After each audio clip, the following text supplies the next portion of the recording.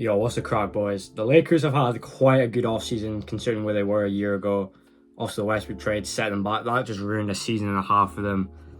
Made some amazing moves at the trade deadline, getting D'Lo, Jared Vanderbilt, getting all these good assets, upping their defense game, become one of the best defensive teams in the second half of that season, making the Western Conference Finals when they started 2 for 10 on the season. And now they've had an even better offseason, set themselves up for another championship if things go right. Let's start with the AD move. AD, after having one of the best seasons of his career, health-wise and statistically wise, in the playoffs it was good, but it was inconsistent. It was like, he'd have one great game, one bad game. Offensively wise, defensively, he was the best player in the playoffs, 100%. Rim protection, all of that stuff. Have like a 13-point game, have a 30-point game, 11-point game. It was crazy to see, but he was still consistent on the defensive side of the ball. Obviously, against the Nuggets, that Nuggets team is one of the best teams this decade. Past 10 years, champions-wise, they're like the Denver Nuggets are such a well constructed team that they were just going to win the championship, and they can very well win again despite losing Bruce Brown.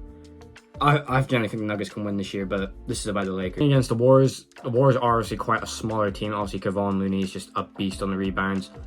Lakers have added more Christian Wood, who I'm a bit skeptical on that. When you play for the Lakers, there's a huge pressure difference. His comments will probably be turned off in 2 weeks into the season. But offensively wise, I think that's a good pickup. I don't expect him to start. I think he should start AD at the 5, Rui at the 4, LeBron at the 3, Austin Reeves at the 2. And I'm kind of torn between on Gabe Vincent and D'Lo. I'd probably start Gabe Vincent, especially come playoff time. Gabe Vincent, that was a great pickup from them. His stock rises every year in the playoffs. Helped Miami go to the playoffs. Had a bit of an injury in the playoffs, so they weren't going to beat Denver anyway. But it could have been a more competitive series if the Miami didn't have some injuries. But like I said, the Lakers have had some great off-season moves. Re-signing D'Lo on a flexible contract, which you could trade him on. Obviously, D'Lo was not good these playoffs. Very, ice cold most times.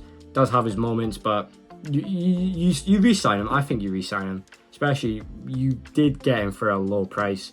All the players you traded for at the deadline, it kind of felt like a fleece. Rui Hachimura, I have no idea why the Wizards would let him go for 4 second-round picks? And I think it was something else. That is an absolute fleece. Rui Hachimura is such a well-rounded player. Got a good offensive good offensive bag, good fadeaway jumpers. He's a very physical player, perfect to start the 4 for the Lakers. You re-sign Austin Reeves, who is undoubtedly your 3rd best player, hitting crazy moves, highlight reels, being extremely consistent. And in Team USA, he's been one of their best players. $53 million contract, I think that's a bit of a steal, to be honest. Big expectations for him coming up this season, not just some hyped up white boy in the Lakers. I think Taurean Prince is quite an underrated pickup as well. Good defensively on the side of the ball. Very versatile player. Physical as well. Lakers are getting physical this offseason. It's great. It's good to see, especially if you're a Lakers fan. LeBron as well. What was the expectation for LeBron James? Past 2 seasons, when he's in that very old age. Obviously, let's be real. The hint of retirement, this is the first time it's happened. I think we all knew it wasn't going to happen, but it was okay, this is the talk right now. Crazy, literally, Denver Nuggets make the NBA Finals. LeBron retiring was more talk about than that, which is crazy. Shows you about the media. But, I think Darvin Ham is the right coach for them. Definitely had, an improvement when he has, an actual good roster on. Defensively as well. Offensively, I think there could be some improvements, but generally, I think the Lakers are very talented now. Come playoff time, I hope they find a new rotation. They have added some players. Hopefully, Christian Wood. Hopefully, they find a good role for him. Because if he's put in the right role, I think he can be a very good, impactful player for the Lakers. Cam Reddish, ever since he came into the league, he has been a big potential player. Has been a bit rough from the league, not really getting minutes on the Lakers or the Blazers.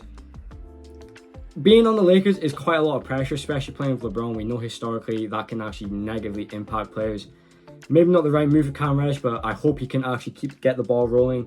I feel like his potential is there to be, a good 3-and-D guy, just an impactful player. The Lakers have got a, considerably deep team. Then the loss of Dennis Schroeder, I think that was a big loss. Obviously, he's off to the Raptors now. He's been amazing in the World Cup. Obviously, Germany are making the finals. Did have that 4-26 shooting game. That is kind of tough, but had that insane ice game winner against the Team USA. The Lakers, in my opinion, can definitely win the championship next season, hugely because of the defensive side of the ball. AD is going to be their anchor there. Hopefully, I think AD does need to take over the offense. LeBron is still capable. Obviously, that foot injury. Who knows what the Lakers could have done last season if LeBron didn't have that foot injury. But AD really does need to take over the offense and defense. He really needs to be the alpha of that dog. Obviously, LeBron is the GOAT, in my opinion. So, he will still be there. Again, his 25 points at least. I think him going back to the point guard spot would be great. Just leading the offense.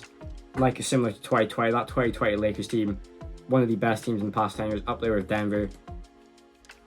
So Lakers will have to figure out this season what to do with their playoff rotation, because they will get regular season wins. I expect them to get at least 50 wins easily. Obviously, AD did have a healthy season last year. Like I said, you have no idea with him. He could literally get injured the first few games of the season, be out for a while. Boom, their season just plummeted.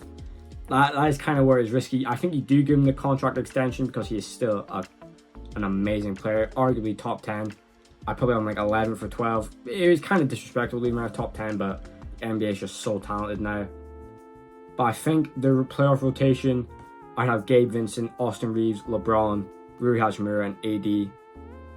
I would like to see LeBron play some more point guard. It was just very good. He was great at playmaking, getting assists, setting up his teammates up.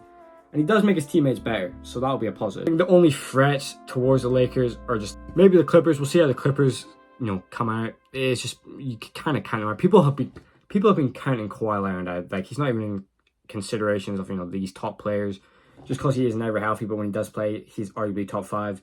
Phoenix Suns, their depth looks good on paper. Like with the Lakers, both these teams look good on paper. I'd pick the Lakers over the Suns. Golden State, yeah, Lakers are probably gentlemen sweeping the Warriors in the playoffs. The Warriors, I think that Chris Paul move was a bad move, but anyway. In my opinion, the Lakers can definitely win the championship this season, at least make a Western Conference Finals run, bare minimum, if they're healthy. Celtics as well will be a huge force for them if they're healthy as well. We'll have to see though.